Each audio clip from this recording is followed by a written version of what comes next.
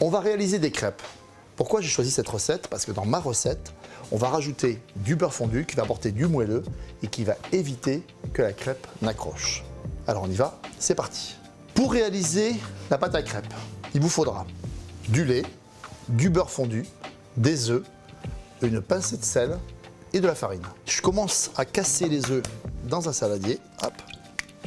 Si vous voulez jamais avoir de coquille, un œuf ça se casse à plat, un petit coup sec ici et hop.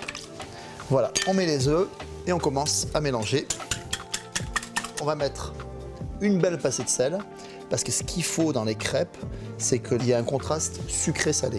La crêpe est salée et la confiture, la pâte à tartiner, ce qu'on va rajouter dessus, ça va faire un contraste entre sucré et salé, c'est ce qui fait que la crêpe est bonne. Une fois qu'on a mélangé les œufs, on va rajouter le lait.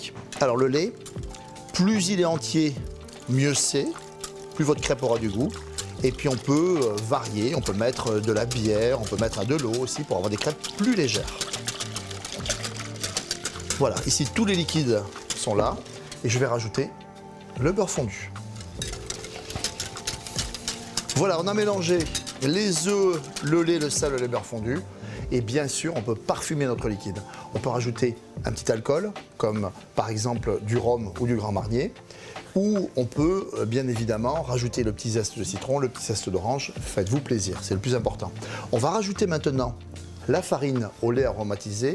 Et la farine, c'est de la farine blanche, type 45. Pourquoi? Parce qu'elle est plus riche en gluten et vous aurez une pâte à crêpes qui va mieux se tenir à la cuisson. Je rajoute la farine progressivement en évitant bien évidemment les grumeaux. Vous avez vu, c'est simple de faire une pâte à crêpes. Je vais faire reposer la pâte à crêpes 10 à 20 minutes et après on va les cuire. La pâte a reposé et maintenant on passe à la cuisson. Alors, une poêle bien chaude, un petit papier absorbant pour très légèrement graisser la poêle. Si nécessaire, on le fait de temps en temps, si ça accroche, sinon, pas besoin. On prend la petite louche, la petite dose, hop, on va au centre et on tourne pour faire une crêpe bien régulière. La crêpe est saisie et on va la retourner. La première crêpe, elle est un tout petit peu moins bien réussie. Et traditionnellement, on l'appelle la crêpe du chien. Le mot crêpe vient de l'ancien français crespe. Et ça veut dire ondulé. C'est pour ça que la crêpe, elle s'irise légèrement à la cuisson. Allez, on se retrouve dès que j'ai terminé mes crêpes. Voilà, mes crêpes sont terminées. C'est rapide, simple et économique.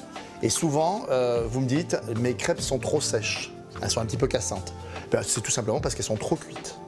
Plus vous allez les cuire, plus elles vont se sécher, plus elles vont être cassantes. Deuxième difficulté, c'est les grumeaux. Et en fait, les grumeaux, c'est ça, ils arrivent quand on ne mélange pas bien la farine avec le liquide. Et avec ma technique, le fait de mélanger tous les liquides et la farine, vous n'aurez plus de grumeaux. La meilleure façon pour moi de consommer une crêpe, c'est encore tiède avec un sucre cassonade. Mais bien évidemment, vous pouvez vous faire plaisir. Vous pouvez rajouter du citron, du chocolat, de la confiture ou de la pâte à tartiner. En fait, c'est votre crêpe.